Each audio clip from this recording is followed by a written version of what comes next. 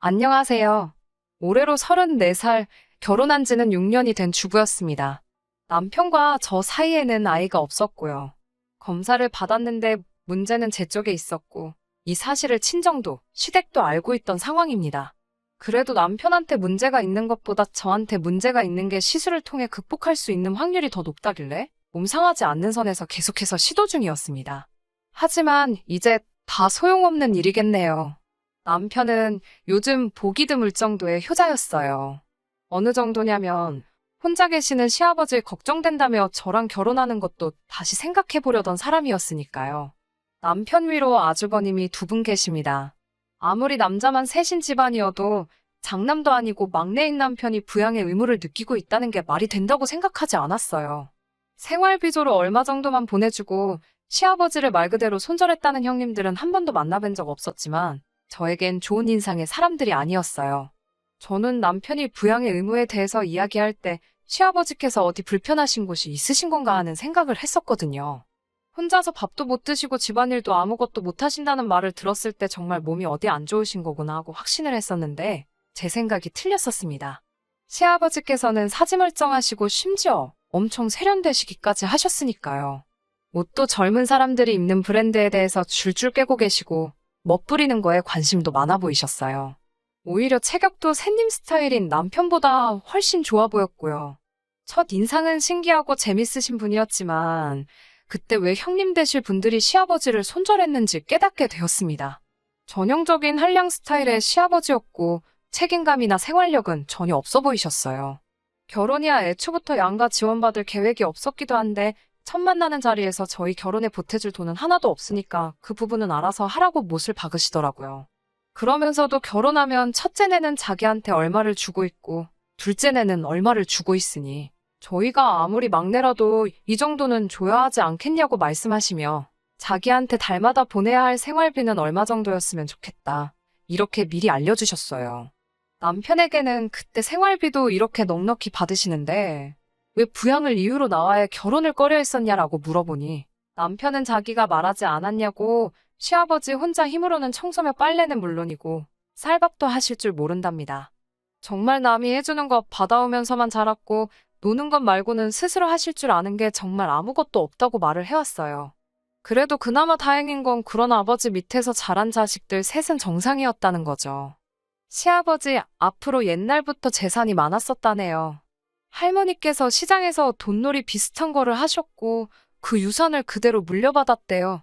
대책 없는 시아버지 생활에 어머님이 도망가시고부터도 그렇게 경제적으로도 모자람 없이 지내왔다고 합니다. 어찌되었든 지금 빈털터리가 된 상황까지 자기들 교육시켜주고 끝까지 책임지신 것에 대한 은혜를 갚아야 한다고 생각하더라고요. 아버님을 처음 뵙기 전까지는 저는 그냥 아프신 몸으로 자식들 훌륭하게 키워낸 그런 분으로만 생각을 했고 남편도 그 은혜에 보답하고 싶어하는 효자라고 생각했기 때문에 그래도 결혼 초반 몇 년간은 제가 모시고 살 생각도 어느 정도 하고 있었어요.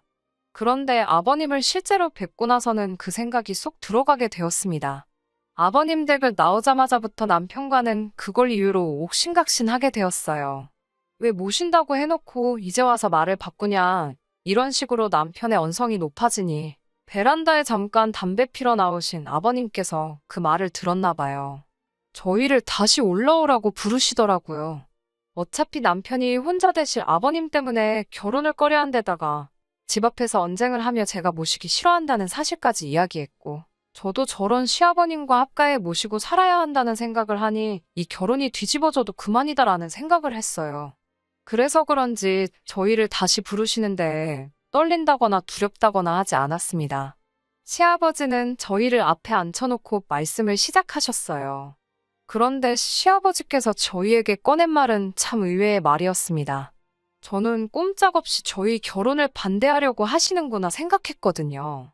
시아버지가 내 노후 때문에 장가가기를 꺼려하는 거냐라고 물으시며 자기 노후 준비는 생각이 다 되어 있고 준비도 다 되어가고 있으니 걱정하지 말라고 하더라고요. 그리고 저희가 돈만 제때 보내주면 얼굴 안 보고 살아도 그만이라고 첫째나 둘째 형들도 그러고 있지 않느냐고 하셨어요. 오히려 그런 부분에서는 쿨하시더라고요. 아무튼 시아버지 봉양에 대한 문제가 사라지니 결혼 준비는 일사천리로 진행이 되었고 저희는 그렇게 별탈 없이 결혼식을 올리게 되었습니다. 그래도 끝까지 걱정하는 남편의 뜻을 꺾지 못해 신혼집은 그나마 시아버님 사시는 곳에서 그렇게 멀지 않은 곳으로 구하게 되었어요. 남편은 결혼 후에도 청소며 먹을거리며 해주러 아버님 댁에 가고 싶어 했어요. 노후 준비가 다 되어 있다더니 그렇게 긴 텀을 두고 찾아가는 것도 아닌데 매번 갈 때마다 집은 아주 개판이 되어 있고 식사는 다 사서 드시는지 집에는 포장용기만 굴러다니고 있었어요. 저도 어느 정도 도와주겠다고 생각은 했는데 그래도 신혼부부가 매 주말마다 둘이서 시간 보내는 걸 포기하고 아버님 댁에서 청소하고 밥하고 그러는 건 아니잖아요. 너무 스트레스였어요. 둘만 있어도 시간이 아쉬울 판에 매일 하는 집안일에 더불어 아버님 집까지 가서 또 그걸 하고 있어야 했으니까요. 매주 반복되는 지긋지긋한 패턴에 결국 제가 참지 못해 아버님께 준비해 놓으셨다는 노후 준비는 어떻게 된 건지 직접 물어봤습니다. 아버님은 이제 말을 해야겠다는 생각이 들었는지 다음 주에 올 때 남편의 형들까지 전부 다 같이 해서 와달라고 하더라고요. 무언가 중대 발표가 있을 것 같았습니다. 확신에 차 있는 말투는 역시 뭐가 준비해 놓으신 게 있기는 있구나 하는 모양이었어요. 그날 시아버지 댁에 처음으로 온 가족이 모였습니다. 명절에도 안 모인 식구들을 다 만나게 되니 감회가 새롭더라고요. 결혼식 이후로 단 한 번도 본 적이 없었던 형님들까지 전부 도착해 있었습니다. 시아버지가 온 식구들 앞에 발표한 노후 대책은 참으로도 어이가 없었습니다. 각 형제들 앞으로 일단 1,000만 원씩을 달라고 하더라고요. 그럼 그 돈을 가지고 외국에 나가 새 신부감을 찾아오시겠답니다. 말인즉슨 국제결혼으로 재혼을 한다는 말씀이었어요. 그렇다고 거기서 끝나는 게 아니었습니다. 저희가 매달 보내고 있는 생활비를 더 올려서 받아야겠다고 하시더군요. 새 시어머니 되실 분 몫의 생활비에 추가로 그쪽 나라로 매달 송금해야 할 일정 금액이 있다고 하네요. 앉은 자리에서 1,000만 원을 뜯기고 앞으로 보내드릴 생활비도 훨씬 늘어나는 상황에서 그걸 좋아라 하는 사람은 아무도 없었습니다. 애초에 그걸 떠나더라도 아버님 나이가 60이 넘으셨는데 국제결혼으로 제취를 하시는 것부터 찬성할 사람이 어디 있었겠어요? 당연히 그 자리에 있던 사람들 모두 그렇게는 안 된다고 반대를 했습니다. 시아버지는 이미 이걸 오래전부터 계획을 하신 건지 시아버지께서도 초강수로 나가시더라고요. 저희들이 반대를 한다면 굳이 강행을 하지 않겠다고 하시면서도 그렇게 되면 자기는 노후 준비가 된 게 아무것도 없으니 매달 보내는 생활비와 더불어 주의 이일씩 며느리들이 돌아가면서 자기 청소도 해주고 밥도 해주는 수발을 들어줘야 할 것이라고 들어누워 우기시더라고요. 자식이기는 부모 없다더니 여기서는 정반대였습니다. 막무가내로 어깃장을 부리는 아버님 고집 꺾을 사람들 아무도 없었고 돈 1,000만 원에 시아버지 뒷바라지에 대한 부담이 영원히 사라진다면 그 값으로 싸다고 형님들이 먼저 생각을 바꾸기 시작했어요. 그렇게 모두의 동의를 얻어내고 아버님은 그달 말에 새 신부를 데리러 간다고 출국을 하셨습니다. 일주일도 안 돼서 다시 귀국을 하셨는데 아버님은 혼자서 돌아오셨어요. 저희는 속으로 아버님이 마음을 고쳐먹고 결혼을 안 하시기로 한 줄 알았는데 그게 아니었네요. 한국에 오려면 한국어 시험을 통과해야지 올 수가 있다고 하더라고요. 빨리 너네 새 시어머니 보여주고 싶은데 아주 마음이 끓는다고 하시는 게 마음을 고쳐먹지는 않으신 것 같더라고요. 그렇게 시아버지의 노후 준비 대책인 외국인 새 시어머니가 오기 전까지 6개월간 남편의 간절한 부탁으로 제가 짬이 날 때마다 아버님 댁 청소와 식사 준비를 도맡아 해야 했습니다. 형님들은 역시 한 번도 오지 않으셨고요. 제가 이걸 왜 하고 있나 싶더라고요. 그래도 6개월만 참으면 이 집과도 영원히 이별이라고 생각하니 그거 하나만 믿고 속으로 꾹꾹 참아내며 했습니다. 그렇게 6개월이 지나 새 시어머니는 한국에 도착하시게 되었고 또 효자인 남편의 오지랖에 저희가 공항까지 데리러 가게 되었습니다. 정말 경악을 금치 않을 수가 없었어요. 제가 그 당시 29이었는데 저보다도 나이가 4살이나 더 어린 시어머니를 처음 봤을 때는 말이죠. 화장은 하나도 하지 않아 수수했는데 오히려 그것 때문에 더 시어머니가 어려 보이기까지 했고 아버님은 사람처럼 보이지도 않았습니다. 의외로 한국말을 잘 배워서 온 건지 의사소통에는 크게 어려움이 없었어요. 간간히 틀리기는 하지만 자기 의사표현 정도는 확실히 할 만큼 배워서 온 것 같더라고요. 무엇보다 이제 더 이상 아버님 신경 쓸 필요 없이 오롯이 우리 둘만의 결혼 생활을 드디어 시작한다는 생각이 들어 기대가 되기까지 했습니다. 그렇게 결혼하고 나서 처음으로 이제서야 결혼을 한 것 같다는 게 실감이 날 정도로 좋은 시간을 보냈습니다. 아버님도 솔직히 나쁜 마음에 시집 보낼 딸뻘 되는 여자와 국제 결혼을 알아본 거라 생각했는데 다시 가장이 되었다는 책임감을 느끼신 건지 얼마 벌이는 되지 않지만 직장도 구하시고 멀리서 지켜보니 나름 알콩달콩 살고 있는 것처럼 보였어요. 하지만 이대로 이 행복한 삶이 유지될 거라 생각했던 제가 바보였네요. 아버님께서 저희를 다시 찾으신 건 1년이 채 지나지 않아서부터입니다. 음식이 입에 안 맞아서 아주 죽겠다고 하시네요. 그래도 새 시어머니는 시집 온다고 요리도 배우고 할 거 다 하고 온 것 같았는데 아버님은 외국 음식 냄새가 나서 입에 물려먹지를 못하겠다고 저희 보고 가끔씩 와서 밥을 해놓으라 하시네요. 남편은 난감한 표정으로 또 저한테 양해를 구하려 하고 있고 저도 참을 만큼 참았으니 이번만큼은 양보를 못하겠더라고요. 그렇게는 할 수 없다. 돈을 더 쓰든 상관없으니 식사도 챙겨주는 가사 도우미를 구하던지 반찬 가게에서 반찬을 사날르던지 그거는 너가 알아서 할 일이라고. 나는 다른 형님들처럼 더 이상 아버님과 관련된 일에서는 손을 떼겠다 했습니다. 그동안 제가 얼마나 시달려왔는지는 남편도 지켜봐왔고 또 이렇게 된 상황에서 제게 양해를 구하려고 했으니 제가 어느 정도로 진심이었는지는 말하지 않아도 알았을 거예요. 하지만 그 효심이 어디 가지는 않는지 결국 일주일에 한 번 자기가 직접 반찬을 사다 나르기로 했습니다. 차라리 그때까지 차오르는 효심의 끝까지 자기 아버지 포기하지 못하는 남편을 놓아주었다면 이런 꼬라지를 볼 필요도 없었을 텐데 말이지요. 반찬만 전해주고 오던 남편은 언제부터인가 아버님 댁에 가면 귀가하는 시간이 늦어지기 시작했습니다. 반찬만 사서 전해주고 오는 게 뭐 이리 오래 걸리냐 물으니 남편은 언제까지 반찬을 사다 줄 수는 없으니까 라고 말하며 새어머니한테 반찬 만드는 법을 가르쳐주고 있다고 말을 하더라고요.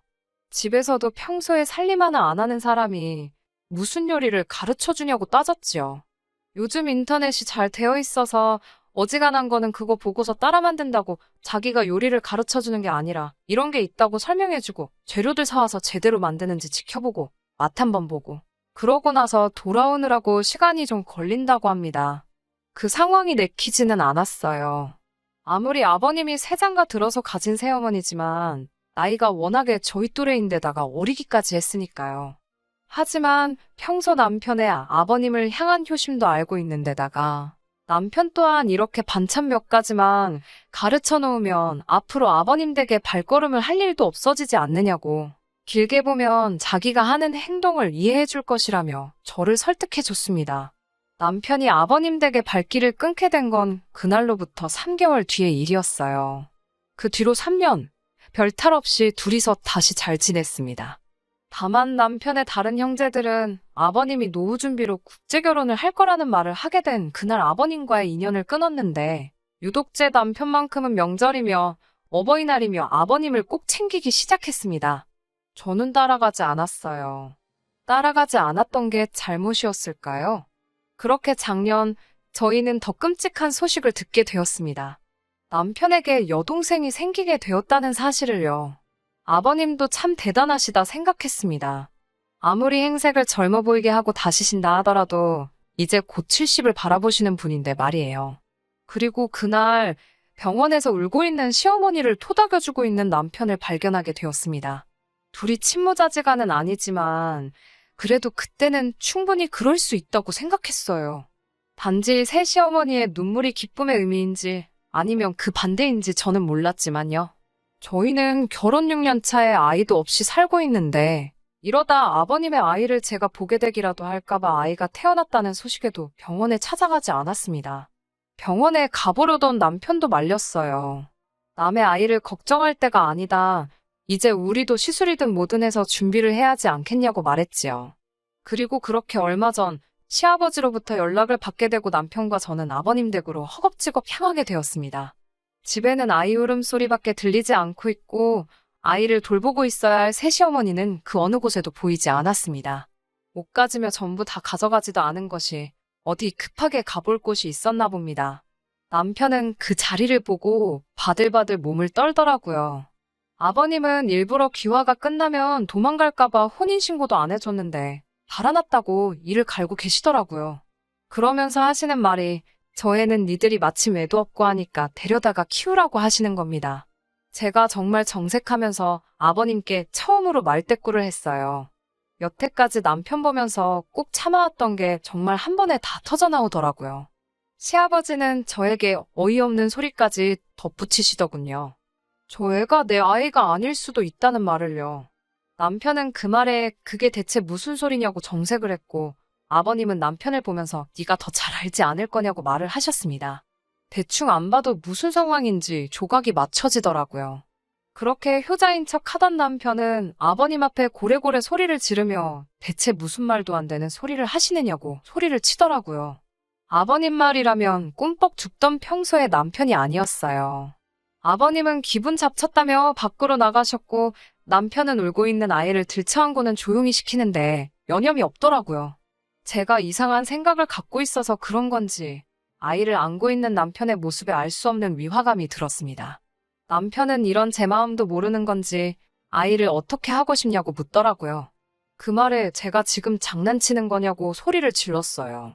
아무리 그래도 그렇지 이 상황에서 그게 할 말이냐고요. 남편도 정색을 하면서 그렇다고 아이가 무슨 잘못이 있느냐고 저에게 따지더라고요.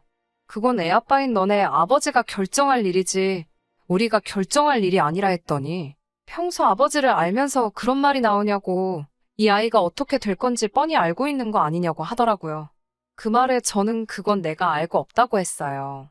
오히려 그 아이한테 왜 이렇게 집착을 하는 거냐고 혹시 내가 알면 안 되는 사실이라도 있느냐고 물어봤습니다. 남편은 그런 건 절대 아니라고 하더라고요. 당당하게 먼저 그렇게 자기를 못 믿겠으면 지금 이 길로 병원에 가서 검사를 받아보자고 자신있게 말하더라고요. 하지만 그 말에도 신뢰가 가지 않다기보다도 결국 이 사단이 난 상황에서 아이든 아버님이든 아무것도 내치지 못하고 또 자기가 전부 감수하려고 하는 남편의 효자 버릇에 신물이 나기 시작했습니다. 6년이란 결혼 생활 동안 저를 답답하게 만든 건 도합 1년이 채 안 되는 짧은 기간입니다. 그런데도 이렇게 사람을 질리게 만들 정도였다면 그동안 남편의 효자병이 얼마나 심했는지 충분히 이해가 가실 거라고 생각합니다. 남편에게는 그 애는 너가 키우고 싶으면 키우라고 했어요. 하지만 저는 이제 여기까지라고 더 이상은 못하겠다는 말을 전해줬습니다. 남편은 자고 있는 아이가 다시 깰까봐 어쩌지도 못하고 제자리에 우물쭈물 하고만 있더라고요. 그 덕분에 저는 오히려 마음 잡기가 더 편해졌습니다. 그렇게 평생 아버님의 자랑스러운 아들도 되고 너가 지금 안고 있는 시누이한테는 부모 같은 오빠가 돼주라고 말하고 저는 그 집을 뛰쳐나왔습니다. 법원도 이 상황에서 저의 편을 들어주었어요. 숙려기간이 없었으면 좋겠다는 제 신청이 받아들여져 곧바로 협의 이혼을 할 수 있었습니다. 남편은 끝까지 그 아이의 부모가 되어주고 싶었던 건지 아니면 또 혼자 된 아버님을 평생 수발들며 살기로 결심을 한 건지 순순히 이혼을 허락해 주었습니다. 아직도 남편이 그렇게 그 아이에게 집착했던 이유를 모르겠네요. 안 좋은 생각을 하려고 해도 또 검사를 받자고 당당하게 나오는 모습을 보니 제가 생각하는 그런 건 아니었을 텐데 말입니다. 6년 짧았다면 짧고 길다면 긴 시간이지만 앞으로 더 길게 남아있는 저의 인생을 위해 저도 하루빨리 털어내고 저의 인생을 살아야겠습니다. 여기까지 들어주시느라 전부 수고 많으셨습니다. 감사합니다. 끝까지 들어주셔서 감사합니다. 오늘의 사연은 여기까지입니다. 구독과 좋아요, 알람 설정 부탁드리고 더 좋은 사연으로 다시 찾아뵙겠습니다. 감사합니다.